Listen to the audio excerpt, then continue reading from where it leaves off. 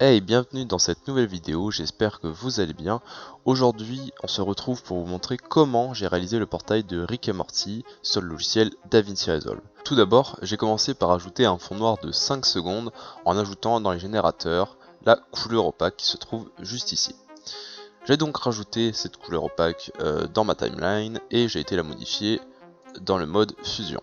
Et voilà, on se retrouve dans le mode fusion du logiciel, là où j'ai fait tout mon portail en entier de A à Z. J'ai commencé par créer un fond transparent, ici. Je me suis mis sur le fond noir et j'ai mis la couche alpha à 0, comme ça mon fond devient transparent. Je vais pouvoir transposer ce portail sur d'autres images, donc dans d'autres vidéos. Pour la suite, j'ai commencé par créer une ellipse, un ovale, qui va définir le tour de mon portail. Donc dans cette ellipse, j'ai enlevé le solide et j'ai augmenté la taille de la bordure, ce qui fait en fait justement ce ovale vide au milieu et vide à l'extérieur. Après j'ai rajouté une couleur jaune à cette ellipse en le reliant à un background. Donc voilà, c'était juste pour mettre de la couleur. Après, je voulais donner un peu de mouvement à cette ellipse, et donc j'ai rajouté des ondes. Hop là, j'ai mis des ondes verticales et des ondes horizontales. Ce qui fait que ça va donner un mouvement, voilà, ça donne ce genre de mouvement. Après avoir rajouté du coup ce mouvement d'onde, j'ai décidé de rajouter quelques effets de lueur et de dissipation de lumière. Donc j'ai rajouté un prisme flou, ça va dissiper mon jaune en un côté plus clair et un côté plus foncé. Et j'ai rajouté des effets de glow, donc tout simplement le glow simple qui va intensifier la lumière, et un soft glow qui va intensifier aussi tout ce qui est autour. Pour la deuxième partie de mon portail, j'ai fait l'intérieur, je me suis concentré sur l'intérieur du portail. Et donc pour cela, j'ai repris la même taille d'ellipse qu'on avait vu pour le tour du portail, et je l'ai copié pour le mettre sur le deuxième. Voilà. Sauf que là, cette fois-ci, j'ai quand même rajouté l'intérieur en cliquant sur solide, ce qui va nous mettre sur l'intérieur du portail. Et j'ai fait un dégradé juste vers l'extérieur, qu'on peut voir ici. Voilà, en réglant le soft edge. Voilà, j'ai mis sur 0,1, ça fait un petit dégradé vers l'extérieur. Bon, c'est bien beau tout ça, mais pour l'instant notre fond de portail est blanc, et donc ce n'est pas ce qu'on veut. Et on veut pas mettre un fond uni, parce que ça serait pas très beau. Donc moi j'ai utilisé un fast noise, juste là. Voilà. Dans ce fast noise, j'ai mis des couleurs vertes que vous pouvez voir juste là, en faisant des dégradés, et donc ça fait ce genre de forme.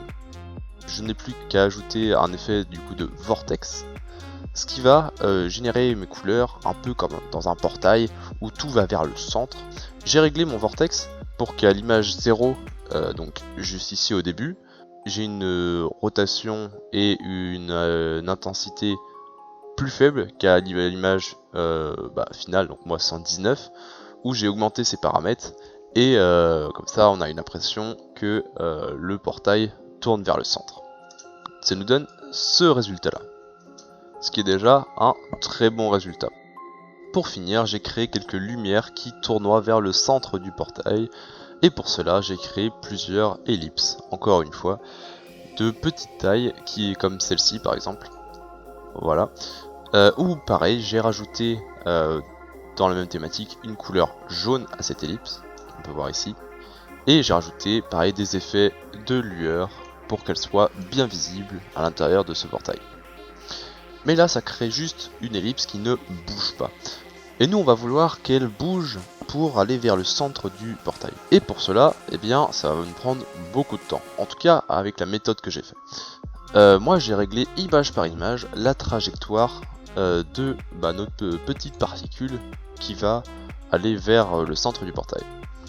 Donc pour cela, après avoir créé ma petite particule, je vais aller dans l'ellipse et je vais sélectionner plusieurs paramètres. Je vais verrouiller plusieurs paramètres. Donc moi j'aurais verrouillé le level, ce qui va permettre de faire une petite apparition et de faire disparaître à la fin notre petite lueur. Et j'ai aussi verrouillé les paramètres de position et de l'angle. Bon, celles de la taille ne vont pas nous servir dans cette vidéo, mais imaginons qu'on avait voulu faire grandir notre lumière, et bien il nous aurait fallu les sélectionner aussi. Ensuite, donc là on va zoomer pour bien voir ou par ma particule, je l'ai positionnée ici. J'aurais pu la positionner n'importe où, mais ici je trouve que c'était bien parce que ça rendait bien avec le portail.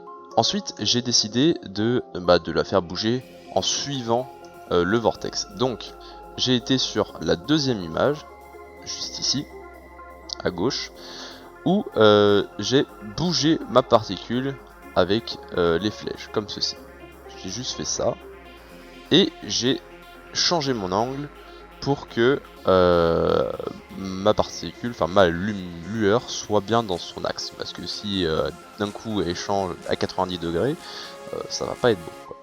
Donc j'ai fait en sorte qu'elle reste bien dans son axe, et j'ai fait ça pour les petits traits que vous voyez ici, jusqu'à temps qu'elle arrive au centre. Voilà. J'ai fait ça avec plusieurs lumières, donc 6 au total, vous les voyez ici.